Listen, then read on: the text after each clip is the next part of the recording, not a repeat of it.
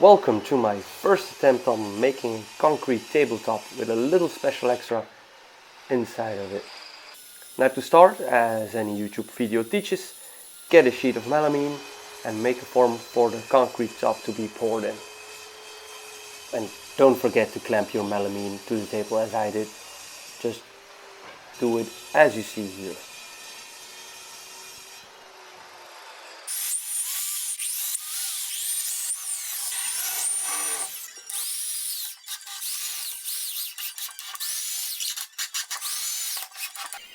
Before you ask in the comments below, yes, I did run over these silicone beads with my finger. Apparently my camera just didn't like filming it, so it quit working while I was doing it.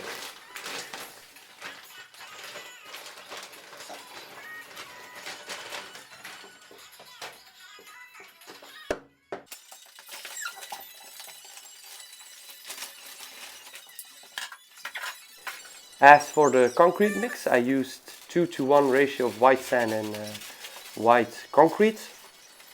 On second thought, I could as well have been using grey concrete, because I would be adding black concrete pigment anyway.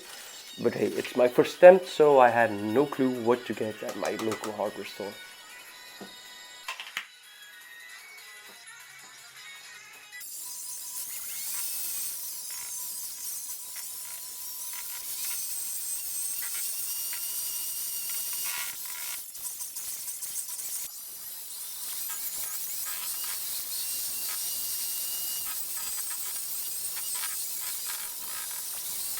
Just as I had no clue how heavy this bucket would be, almost even dropping it on top of the form.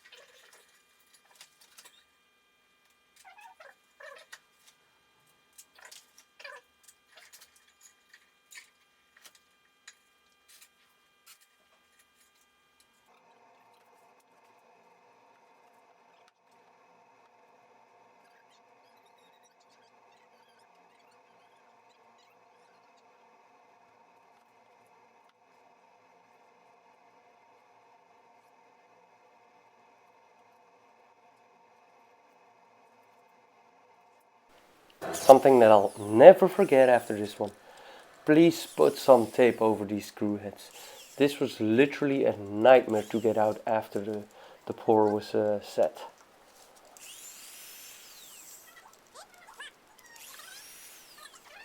Also, big shout out to the helping hands in the bathrobe. This was quite a heavy thing to flip over.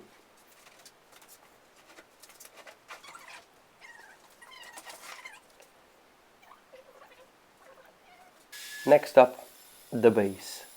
Since I figured this was going to be quite a heavy tabletop, I decided on a design using thick 10 cm Douglas fir beams. Now the problem was that it turns out that none of my circular saws can cut these beams properly. So I had to buy this new miter saw. Compared to the method using a Speedsquare and a circular saw, this was like a walk in the park.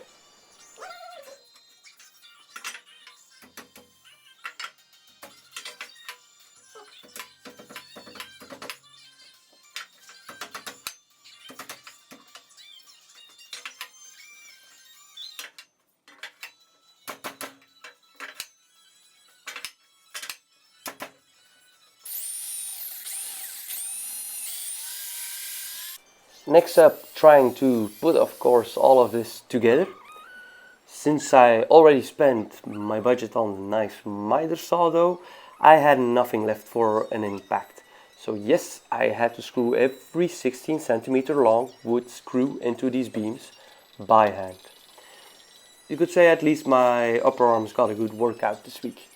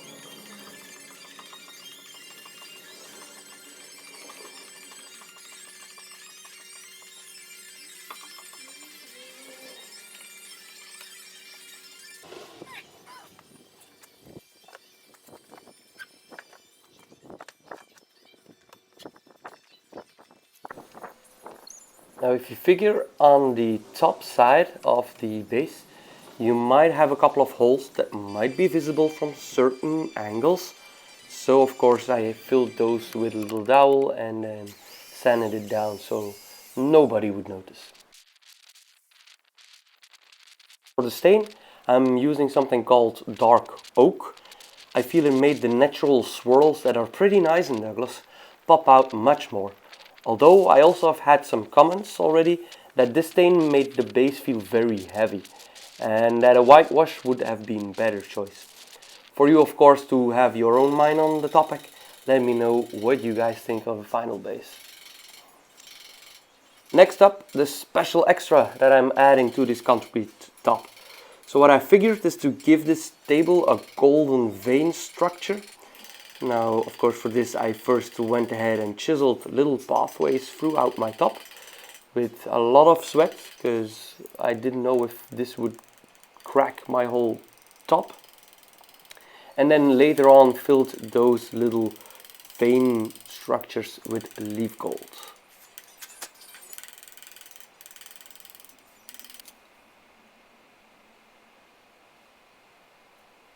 Now let me tell you this, if you ever need to calm down, go ahead and apply some leaf gold to something. These sheets are so thin that even your breath would mess up your process. So half a day of doing this and I was even more zen than Buddha himself.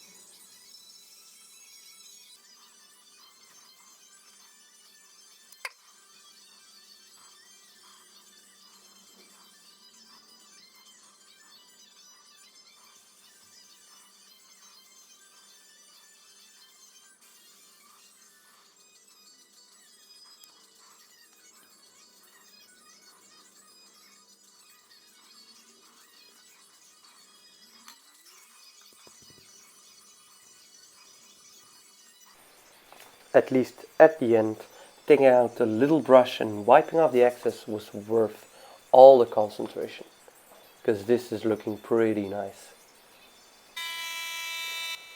For finishing this piece I'm using polyurethane, just a quick spray. This I hope will make sure that all is sealed, no stain will ever appear on the concrete and I don't have to baby it throughout its life. And of course, not to forget, a little nameplate, and this build is officially done for me.